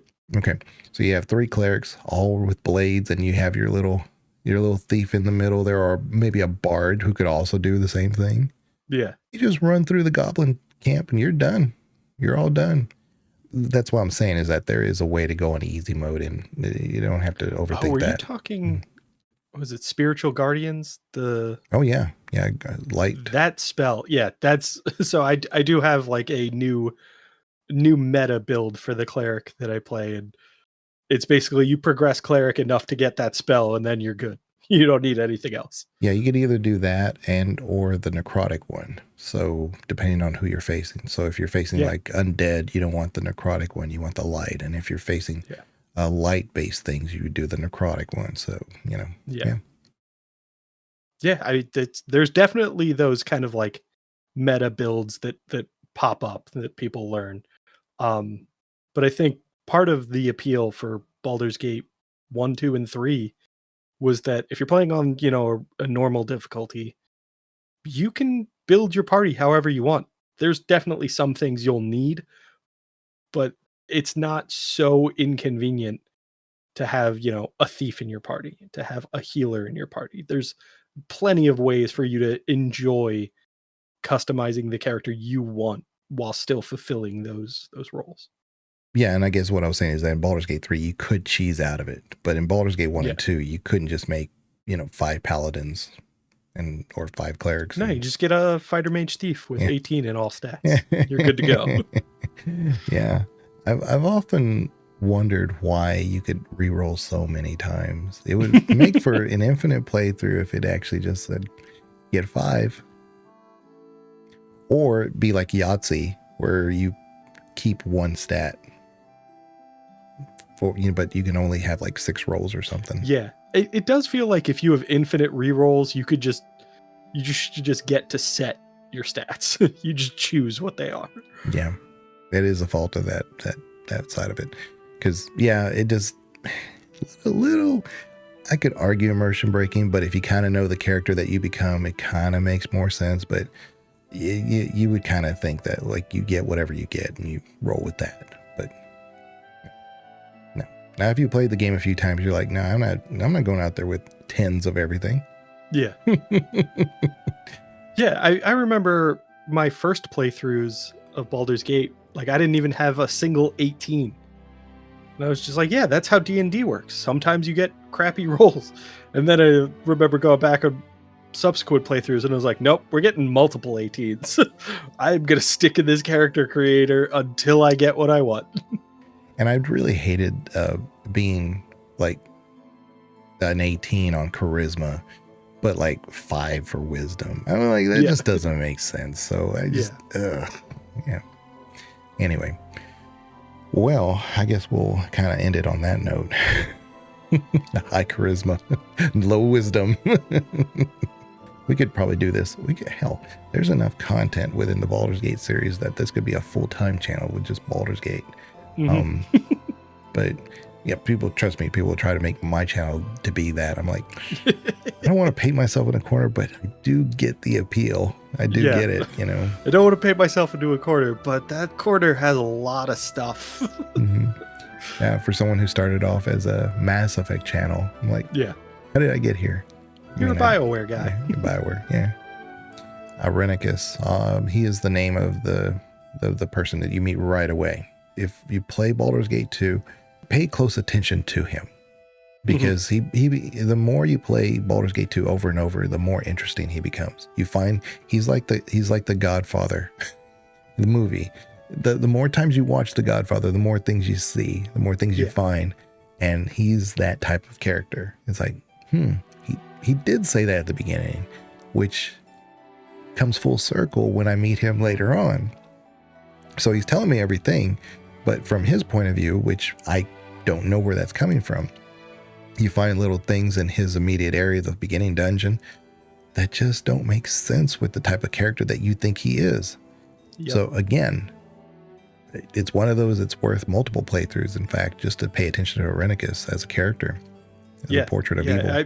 If you're considering, storytelling or game development, and you want to learn how to build a villain, Baldur's Gate 2 is a master course in it. Give your characters just enough to dislike the character, to want to engage with them more, to want to confront them, and then give them pieces of their backstory over the course of the game that give you more insight into who they are and what their goals actually are. And maybe your character, or maybe your players, your audience, start to see things they actually relate to in your villain. That's how you make a great villain. A villain that feels like maybe just a couple of wrong decisions. I'm not too far away from that guy. Yeah, they could be the main character in a different game. Yeah. And just things went bad. Sure. Yeah. Yeah. All right. Well, we'll leave it off with that. And we'll see you guys again next time, hopefully with Com. We'll see. Hey. And I tell you what, this would definitely be a good one to come back to if Com does finish Baldur's Gate 2. Then he could give us his insights. He could tell us all of the things we were wrong about. Yeah. Or we'll inevitably it'll be like, oh, do you remember when we never went there? But now, let me tell you why I didn't go there. Viconia was in Baldur's Gate 2? Yeah, the Druid Grove. Yeah. There's a Druid Grove. Anyway, well, we'll check you guys later. Y'all take care. Bye-bye.